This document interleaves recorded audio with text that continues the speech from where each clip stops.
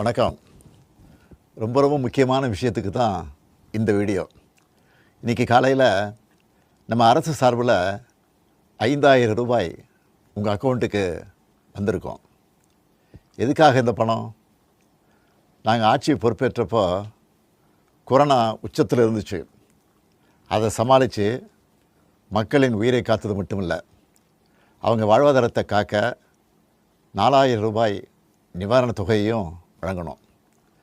சென்ற ஆட்சி விட்டுட்டு போன கடுமையான நிதி நெருக்கடியை சமாளித்து ஆட்சிக்கு வந்ததுமே பல திட்டங்களை நிறைவேற்றணும்.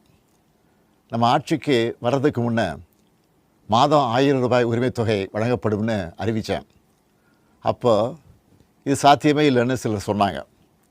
ஆனாலும் நிதி நெருக்கடியை சமாளித்து ஒன்றிய அரசினுடைய ஓரவஞ்சனையை மீறி கடந்த 2023ஆம் ஆண்டு செப்டம்பர் மாதம் முதல் கலைஞர் மகளிர் உரிமை திட்டத்தை வெற்றிகரமாக செயல்படுத்திட்டு வரோம்.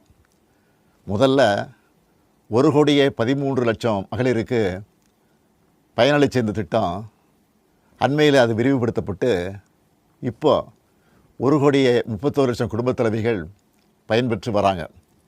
இது வெறும் நிதி உதவி இல்லை, சமூகத்தில் பெண்கள் ஆற்றும் பங்களிப்பை அங்கீகரிப்பதற்காக கொடுக்கப்படுகிற உரிமைத் தொகை.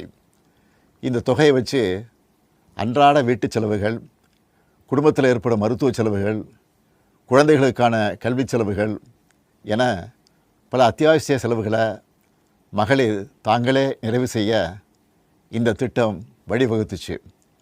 அதனால தான் ஒவ்வொரு மாதமும் 15ஆம் தேதி என்பது ஒவ்வொரு குடும்பத் தலைவியும் ஆவலோடு எதிர்பார்க்கிற நாளாக அமைஞ்சிருக்கு.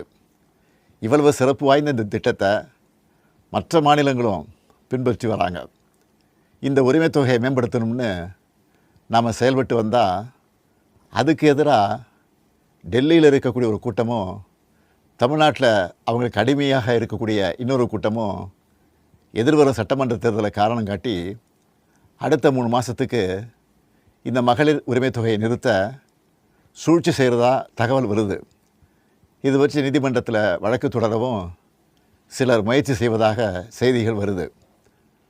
1,31,00,000 மகளிர் உழைப்பை அங்கீகரிக்கிற இந்த திட்டத்தை 3 மாதம் நிறுத்தி வச்சா நீங்கள் எவ்வளவு சிரமங்களுக்கு ஆளாவீங்கன்னு உங்கள் வீட்டில் ஒருத்தனாக இருக்கக்கூடிய எனக்கு நல்லா தெரியும்.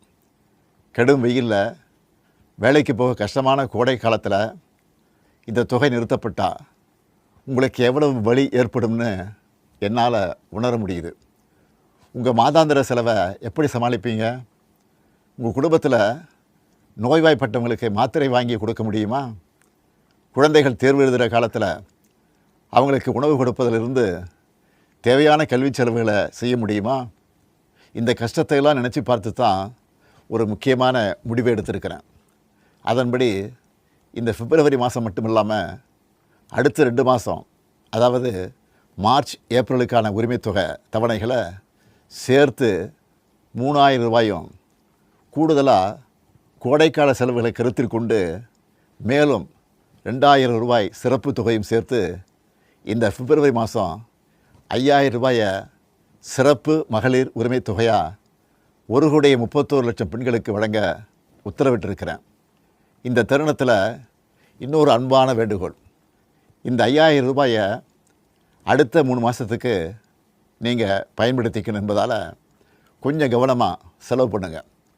முடிஞ்ச அளவுக்கு சேமிக்கவும் பாருங்கள். அன்பு சகோதரிகளே, உங்கள் ஆதரவோடு அடுத்து அமையப்போகிறதும் திராவிட மாடல் ஆட்சி தான்.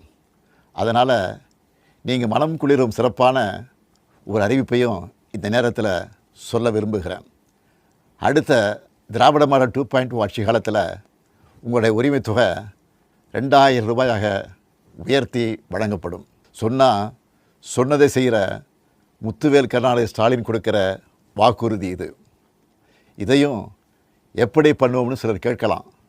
கடந்த ஆட்சியின் 10 ஆண்டுகளில் தமிழ்நாடு அடைய முடியாத பொருளாதார வளர்ச்சியை இந்தியாவே திரும்பி பார்க்க அளவுக்கு சாதித்து காட்டினவங்க நாங்கள்.